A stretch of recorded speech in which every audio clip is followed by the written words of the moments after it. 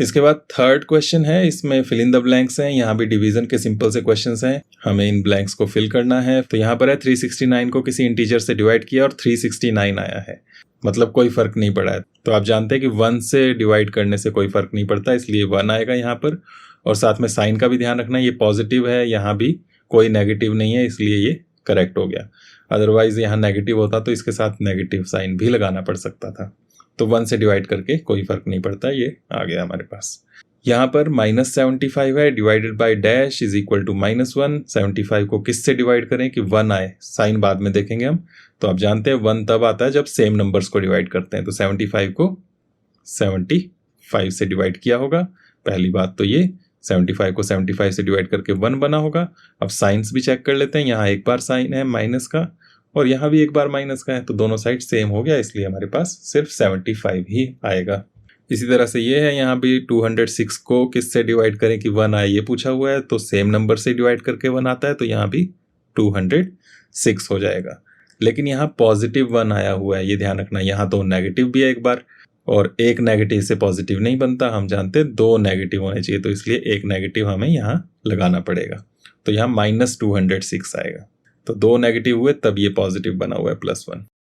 D part में 87 को किससे डिवाइड करें कि 87 ही आ जाए, ये ए पार्ट की तरह ये नंबर वही आ गया, इसका मतलब 1 से डिवाइड किया होगा। लेकिन यहाँ फिर से ये पॉजिटिव है, जब कोई साइन ना लगाओ तो वो पॉजिटिव होता है, प्लस का होता है। और यहाँ तो माइनस है, तो माइनस अकेला होगा तो प्लस नहीं बनेगा, माइनस तो 2 बार होगा तभी प्लस बनेगा, तो इसलिए हम माइनस भी लगा लेंगे। ये भी सेम उसी तरह का ही है, लेकिन यहाँ पर नेगेटिव में है आंसर। तो यहाँ 1 से किसको डिवाइड करें कि 87 आ जाए, तो आप जानते हैं 1 से डिवाइड करने से कोई फर्क नहीं पड़ता, तो मतलब स्टार्टिंग में भी ये यहाँ पर 87 ही रहा होगा। और साथ में यहाँ नेगेटिव आया हुआ है, यहाँ तो नेगेटिव है ही नहीं, तो एक नेगेटिव लगाना पड़ेगा तभी सेम बनेंगे, तो -87 आ गया ये। नेक्स्ट फिर से वही कि किसको 48 से डिवाइड करें कि 1 आ जाए, साइन फिर से बाद में देखेंगे, तो 48 को ही डिवाइड करना पड़ेगा 48 से, तभी 1 बनेगा। और यहाँ नेगेटिव है, लेकिन इस साइड नेगेटिव साइन नहीं है, तो हमें यहाँ नेगेटिव साइन भी लगाना पड़ेगा। तो -48 को 48 से डिवाइड करें तो -1 आ जाएगा। नेक्स्ट जी पार्ट 20 को किससे डिवाइड करें कि 2 आ जाए, तो आप जानते हैं 10 2 20 होता है, इसका मतलब 10 से डिवाइड किया होगा। और साथ में यहाँ नेगेटिव साइन भी है, इसमें नेगेटिव नहीं है कहीं भी, तो हमें यहाँ नेगेटिव भी लगाना पड़ेगा। नेक्स्ट क्वेश्चन में किसको 4 से डिवाइड करें कि 3 आ जाए। 4 से डिवाइड किया है किसी नंबर को और 3 आया, तो 4 का टेबल चलेगा, 4 1 4, 4 2 8, 4 3 12। 12 को डिवाइड किया होगा 4 से, तब ये 3 बना है। और साथ में नेगेटिव साइन भी है, यहाँ नेगेटिव नहीं लगा हुआ है, तो हमें वो भी लगाना पड़ेगा। तो -12 divided by 4 is equal to -3। तो इस तरह से ये क्वेश्चन नंबर 3 कंप्लीट हुआ हमारा। इसके बाद फोर्थ क्वेश्चन है, write 5 pairs of integers a b such that a divided by b is equal to -3।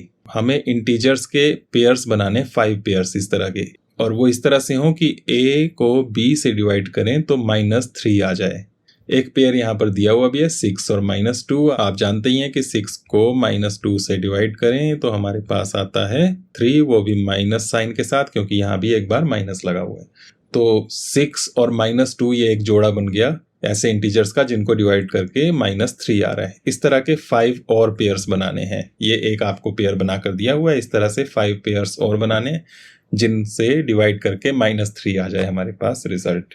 तो क्या क्या हो सकते हैं वो आपने सोचने हैं। तो किसी भी नंबर से शुरुआत कर सकते हैं, यहाँ 2 से लिया था, 2 को आप जानते हैं 3 से मल्टीप्लाई करके 6 बनता है, यहाँ रिजल्ट 3 चाहिए तो 2 का टेबल 3 तक पढ़ा हमने।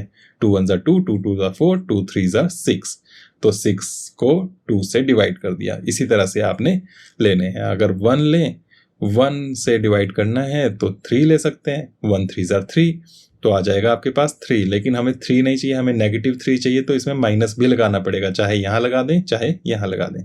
तो -3 ले सकते हैं हम, या -1 इधर भी ले सकते थे। तो -3 डिवाइडेड बाय 1 करें तो -3 आ जाता है। इसको उल्टा भी कर सकते थे कि 3 डिवाइडेड बाय -1, तब भी -3 आ सकता था। तो 2 पेयर तो यही बन गए, 5 बनाने इस तरह से। तो मैं इसको छोड़ रहा हूँ फिलहाल, आप लिखना चाहें तो इसको लिख सकते हैं। आपके लिए मैं अलग अलग एग्जाम्पल्स यहाँ पर दे देता हूँ। 1 से कर लिया, 2 से यहाँ पर किया हुआ ही था, 3 से कर लें। आप जानते हैं 3 3 9, तो 9 को 3 से डिवाइड करेंगे तब भी 3 आएगा।